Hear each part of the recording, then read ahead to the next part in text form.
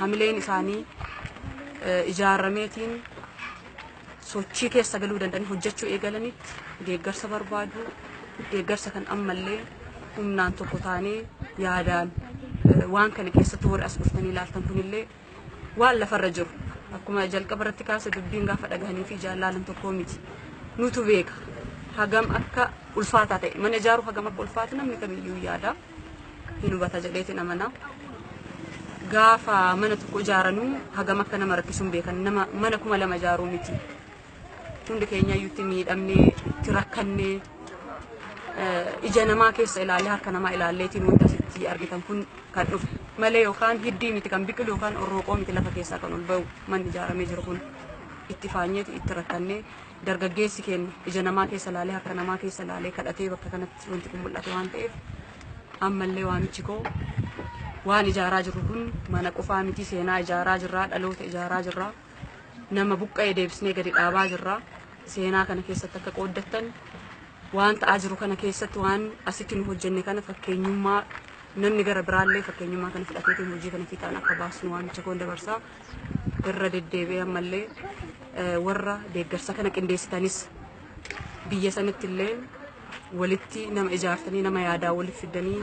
tokko gootaniitiin deeggarsa maallaqaa kanas warri qindeessitanii waan kana qaamaanis dhuftanii akka laaltan warri haala mijeessitan kan as yeroo kana biratti argamtanis ta'ee biyya Kuwait irratti wanta kana keessatti hirmaachaa turtan hundumtuu tokkoon keessan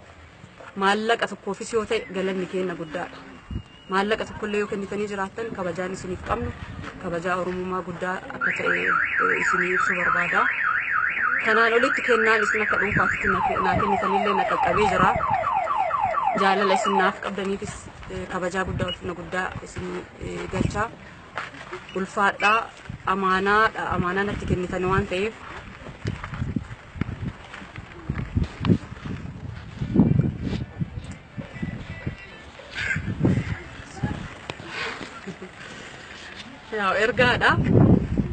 ergaan sun haati takka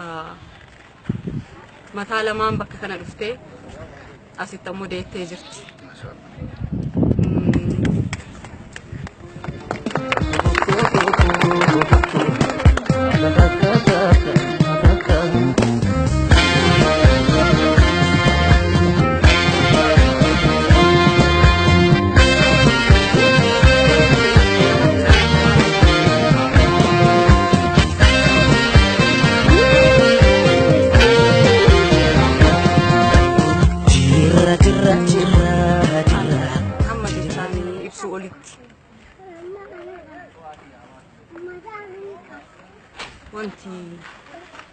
wanti jiru waan jechaan ibsamu olitti gabaabumatti ani warra deeggarsa kana gootan warri gara fuulduraatti illee akka nu gargaartan uummata kana bira akka dhaabattan waamicha Oromummaa waamicha obboleeyyummaa hawwatiin bakka kanatti argitan kun tajaajilli hundi guutameef hin jiru. Tokko mana keessa deemtaniifis ilaaluu dandeessu waan isaan irraa hir'atu baay'eetu jira. Waan isaan irraa hir'atu san jireenya keenya irraa hir'isneet maallaqa qabnu irraa hir'isneeti guutuu fi qabna. Kanuma akka ergaatitti akka dhaamsa cimaatitti warri dhuftaniitiin ergaa kana qabatanii dhuftanillee ammallee kanaa oliititti isin irraa eeggatu. Ammallee kanaa oliititti sa'aatii hojii keessan irratti illee dabaltanii hojjechuu qabdu. Hojjetanii maallaqa dabalataa akka nu ergitanii amaanaa guddaa isinitti kennuu barbaada.